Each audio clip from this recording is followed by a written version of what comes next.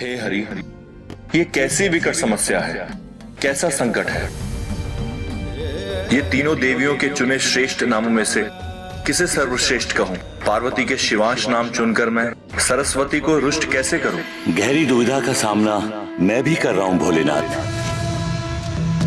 सरस्वती के चुने वेदांश को श्रेष्ठ नाम बताकर बहन लक्ष्मी को पीड़ा तो नहीं दे सकता। नाम शिवांश हो, वेदांश हो या लक्ष्मी का बताया हरीश्वर, नाम तीनों श्रेष्ठ है। धार्मिक वीडियो सबसे पहले देखने के लिए हमारे चैनल को सब्सक्राइब करें और बेल आइकन दबाएं।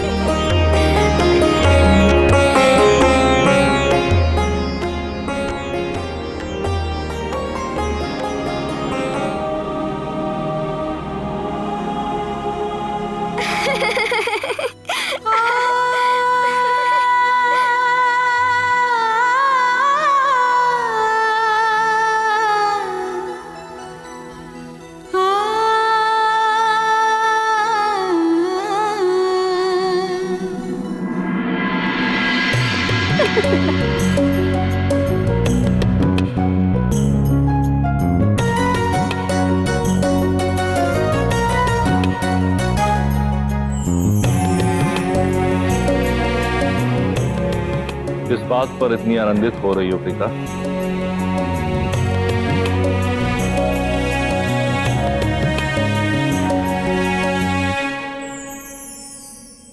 देखिए ना स्वामी, आंजन्य की बाल क्रीड़ाएं दिन प्रतिदिन मनमोहक और लुभावनी होती जा रही है और बल पराक्रम में तो वह आपके समान प्रतीत होता है।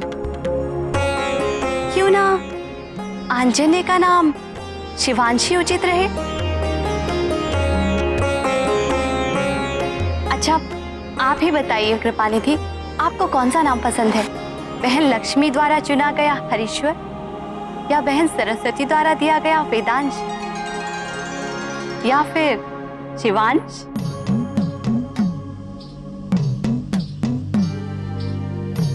हे हरि, ये कैसी विकट समस्या है, कैसा संकट है। ये तीनों देवियों के चुने श्रेष्ठ नामों में से किसे सर्वश्रेष्ठ कहूं? पार्वती के शिवांश नाम चुनकर मैं सरस्वती को रुष्ट कैसे करूं? गहरी दुविधा का सामना मैं भी कर रहा हूं भोलेनाथ। सरस्वती के चुने वेदांश को श्रेष्ठ नाम बताकर बहन लक्ष्मी को पीड़ा तो नहीं दे सकता। नाम शिवांश हो, वेदांश हो या लक्ष्मी का बताया हरीश्वर, नाम तीनों श्रेष्ठ है। पर इनमें से किसी एक को सर्वश्रेष्ठ बताकर मैं किसे रुष्ट करूं? बहन पार्वती तो निश्चित ही मुझ भ्राता से रुष्ट हो जाएंगी। नाथ, आपने अब तक मेरे प्रश्न का उत्तर नहीं दिया। बताइए ना, अंजनी के लिए शिवांश नाम ही सर्वोत्तम रहेगा ना? देवी,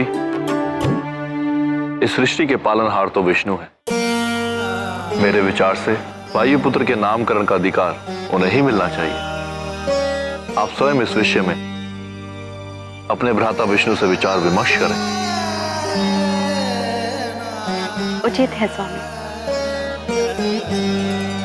हनुमान की इन बाल लीलाओं का प्रथम उद्देश्य उनके बल और पराक्रम को प्रमाणित करने के साथ साथ तीनों लोगों को यह संदेश देना भी था कि अब निश्चित ही दानवों के विनाश और सज्जनों के उत्थान का समय निकट आ चुका है।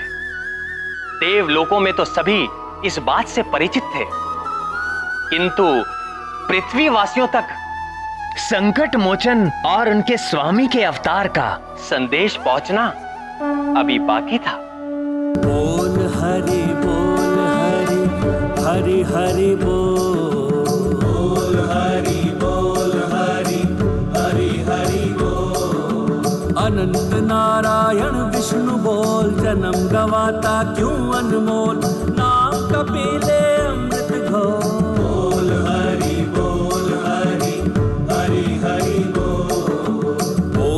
हरि बोल हरि हरि बोल।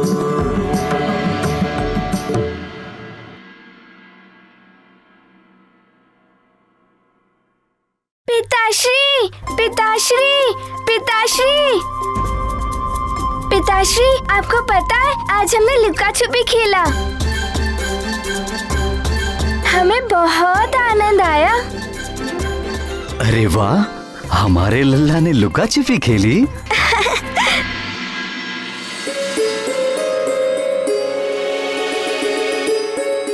प्रणाम महाराज।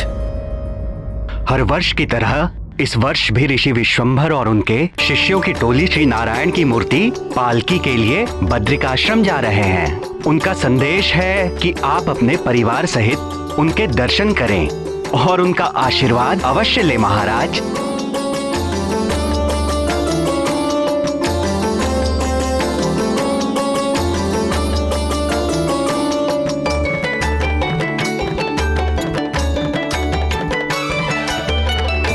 सुमेरु की सीमा पर रहने वाले ऋषि विशंबर पिछले 50 वर्षों से मौन व्रत धारण किए हुए थे। व्रत के कारण वो अपने इष्ट नारायण की मूर्ति के सिवाय ना तो किसी से बात करते और ना ही किसी पर दृष्टि डालते। उन्हें नारायण के नाम के सिवाय और कुछ नहीं सुहाता था।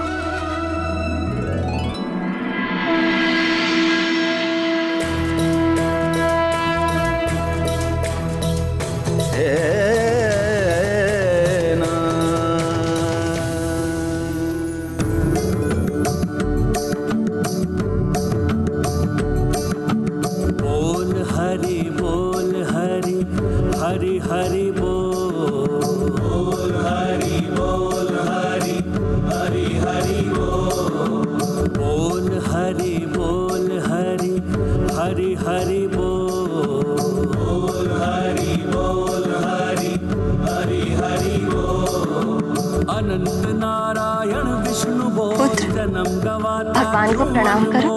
नाम कपिले अमृत घोल। हरि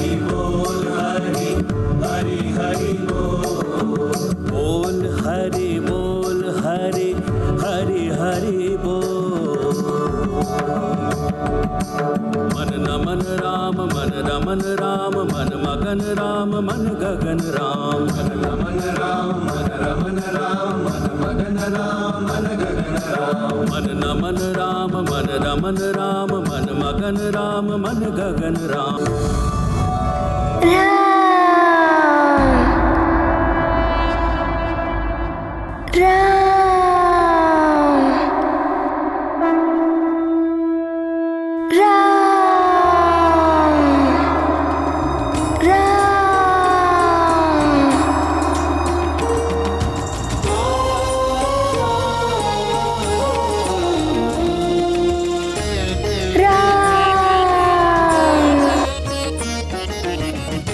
राम नहीं बेटा,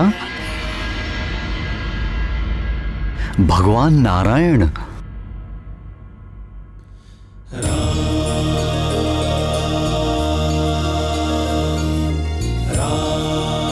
नहीं पिताश्री, ये तो राम ही है।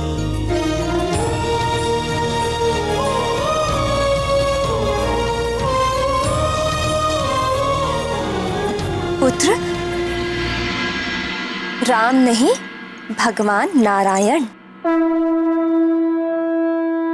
नहीं माता, ये तो राम ही है।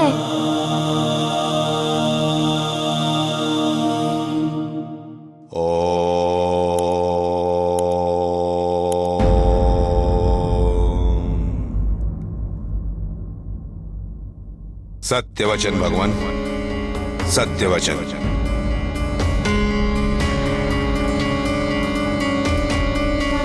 युवराज जो कह रहे हैं सत्य कह रहे हैं।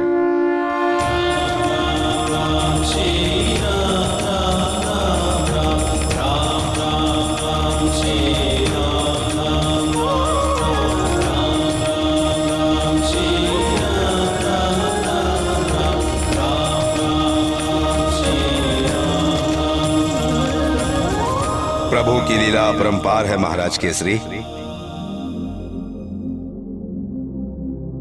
नारायण भगवान ही श्री राम है और श्री राम ही नारायण भगवान है।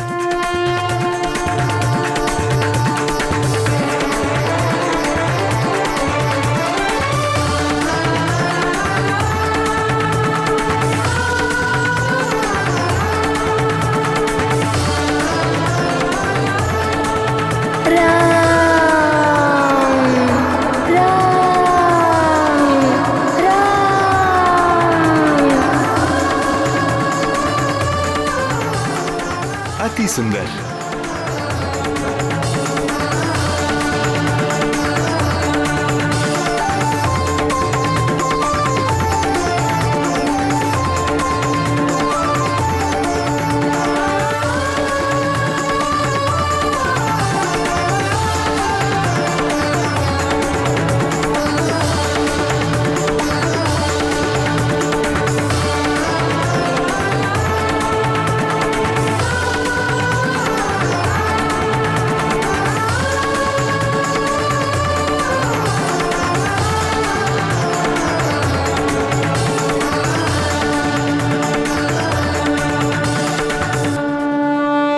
गुरुदेव, आपने अपना 50 वर्षों का मौन व्रत तोड़ दिया।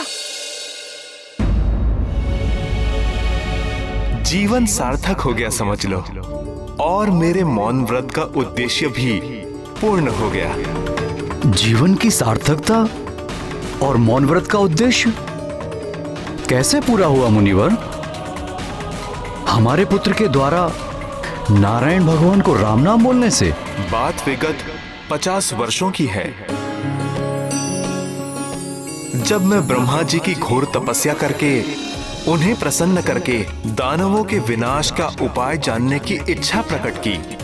तब ब्रह्मा जी ने बताया, जब कोई अबोध बालक के मुख से आप श्री राम का नाम सुनेंगे, तब समझ लेना दुर्जनों के विनाश और सज्जनों के रक्षा के हेतु भगवान नारायण और संकट मोचन का अवतार धरती पर होगा।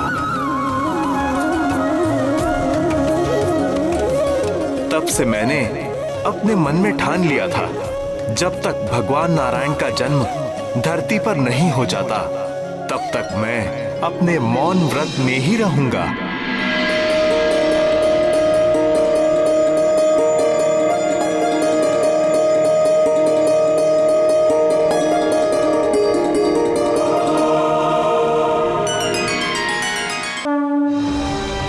हे शांतिदाता राम भक्त, आपने हमें भगवान श्री नारायण और उनके परम भक्त संकट मोचन के अवतार की सूचना देकर के कृतार्थ कर दिया।